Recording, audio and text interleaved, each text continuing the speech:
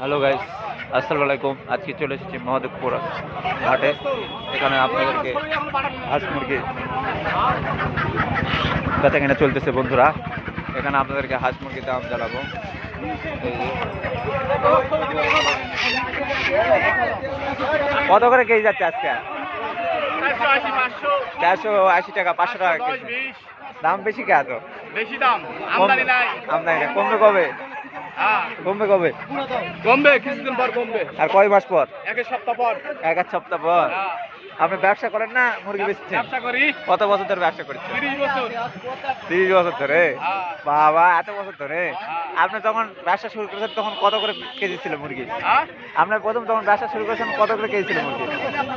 তখন ছিল 200 টাকা কেজি। 200 টাকা ছিল। 150 টাকা কেজি। 150 টাকা ছিল। এখন হয়ে গেছে 400 টাকা কেজি। এখন 400, 500, 550। 550। কিন্তু